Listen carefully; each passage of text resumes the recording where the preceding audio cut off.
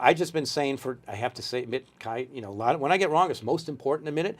I've been saying it too long. I think started in 2019. To me, it's a matter of time it gets to 3,000, but I'm not going to put a time on it. But silver, I think the technicals were great. Once it got above 26, it signaled a breakout, and it gave you a dip back down to 26 and went up. I'm glad I don't trade it anymore, because if I did, I'd be messed up. If I just watch it and I don't have a position on it, it works right. So now I think the next, it backs up. 30 is now support. Where it goes next, getting above 50 takes a while, but I think it's going to depend on gold. And the key risk I pointed out earlier is silver and copper have a much higher beta now to the stock market, U.S. stock market. Gold prices experienced an uptick on Friday as the dollar weakened, yet they were poised for their steepest weekly decline in over 5 months. The precious metal, which soared to a record high of $2,449.89 on Monday, has since plummeted more than $100, marking a 3% drop this week, its worst performance since early December. While the gold market rebounded slightly from its near 2-week lows, robust activity in the U.S. manufacturing sector could exert downward pressure on gold prices as the Memorial Day long weekend approaches. Despite the recent volatility, gold continues to capture market interest, underpinned by strong long-term potential. Bloomberg senior commodity strategist MikeMcGlone has predicted a rise in gold prices to $3,000 since 2019, a milestone yet to be reached. Nonetheless, McGlone remains optimistic about gold's prospects, particularly given the significant buying activity from central banks. Central banks, led by China, are purchasing substantial quantities of gold to diversify away from the U.S. dollar, especially amid shifting geopolitical dynamics, such as the strengthening relationship between China and Russia. Following this trend, the Reserve Bank of India increased its gold reserves by 24 tons in the first 4 months, compared to an additional 16 tons throughout the previous year. Looking ahead, McGlone anticipates a shift towards gold among U.S. investors, driven by a cooling stock market rally and reverting bond yields. This shift will be motivated by a quest for stability and diversification. Moreover, UBS has revised its gold price forecast upwards to $2,600 per ounce by the end of 2024, reflecting a bullish outlook on the metal's future. Over the past 5 years, gold has appreciated by 89%, slightly outperforming the S&P 500's 85% gain, further highlighting its value as a stable investment. Join us as we delve into Michael Oliver's insights. To stay updated with our latest uploads, subscribe to our channel and activate notifications. Thank you. I like the latter. I like to say, first of all, the deepest pockets on the planet are buying gold. Now, everybody knows this at the conference here, and that's the World Gold Council points out. The word they use for central banks buying gold, led by China, is colossal. Now, this is on the back of the unlimited friendship between President Xi and President Putin. To me, that shifted the world order. Its 2 major customers, China's is an export economy, are GMTFO. Acronym I learned in the trading pit, get me the heck out of China. You can see it every day in the U.S. You see it in the election. There's competition between the 2 candidates. Who can bash China the most? It gets votes. That's bad for China. Then there's a property crisis. What I think is happening in China is very similar to what Japan did in the peak in 1990. GDP in China right now, $4 trillion, is the same as it was 30 years ago. That's going to happen in China. It's going down that way. What stops that? So I look at this unlimited friendship started this tweak of buying gold as a backup, some way to get out of the dollar. It's the only alternative. There's a little Bitcoin in that space. The key thing that's significant for me, Kai, is during this period, since the peak in 2020, there's been about 100 million ounces total buying of gold, a little bit more from central banks. At the same time, ETF outflows have been about 30 million ounces. I mean, it's the most significant amount of ETF outflows in gold, from 110 million ounces to about 80 now, ever.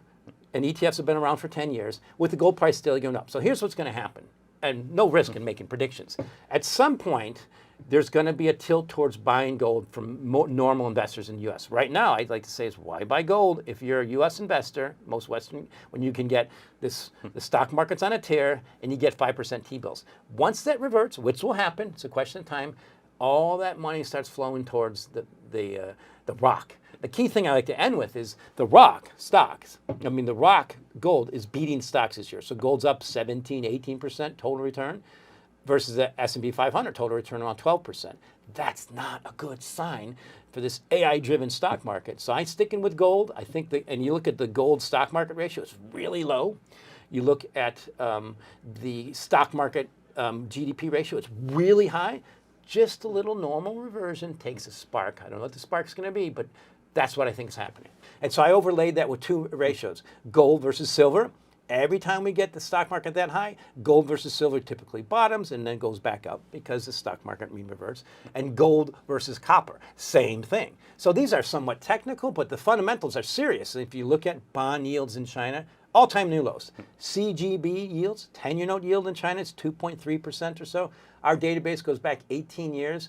That's 200 basis points less than the U.S. So from a bond yield standpoint, indications of really happened in the market, you see severe deflationary forces. So I think that to me is what I'm worried about, is this recent bounce in the more economic sensitive metals, which includes silver now, but copper, and gold's just hanging out. So by the end of the year, we should expect a pickup in U.S. volatility.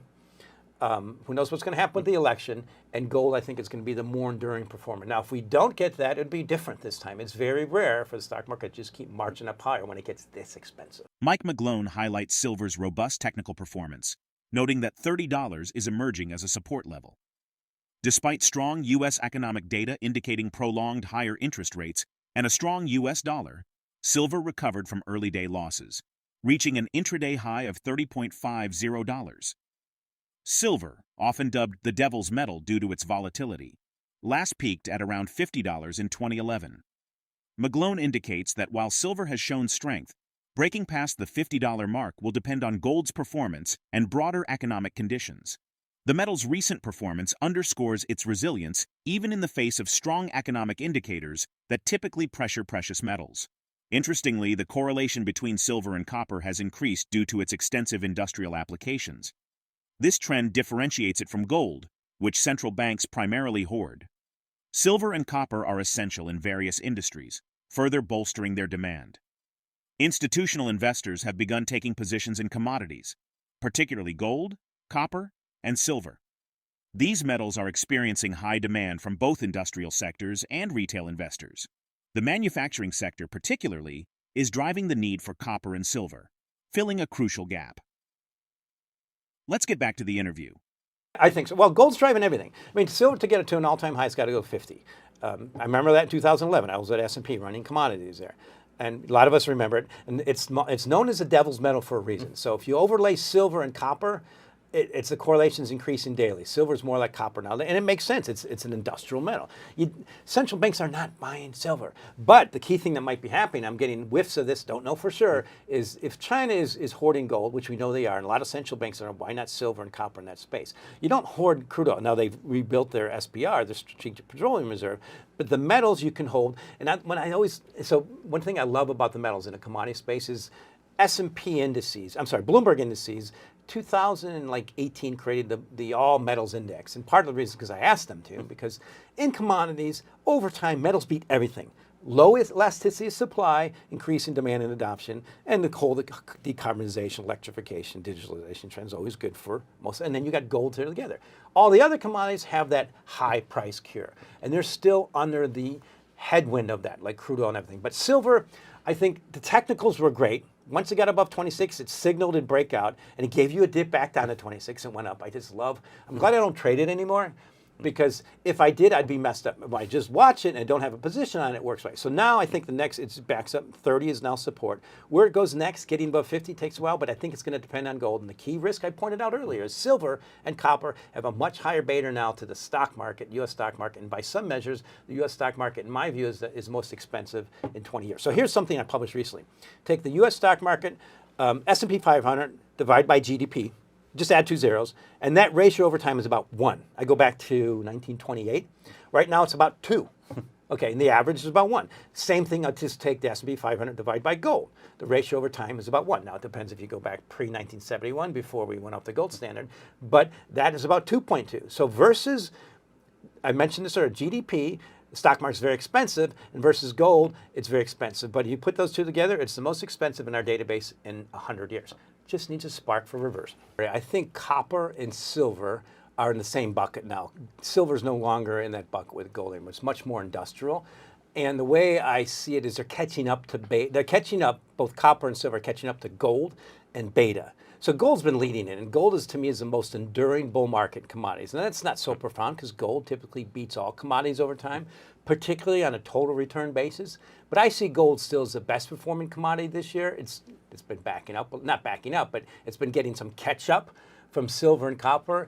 The problem is we know silver's nicknamed the devil's metal for a reason. And when you see what's happened recently with the big spike in copper and silver, now new highs in copper, is I'm more worried about the autocorrelation factors. I mean, you don't want to, it's from a trader standpoint, you just don't want to lay in the copper after it bounces like this. Now, let's look in the key levels I've been looking at. Once it broke above $4 a pound, straight to 5, new highs, 5.20 dollars a pound. But now the key thing I'm worried about is you look at managed money net positions on copper, i.e. hedge funds.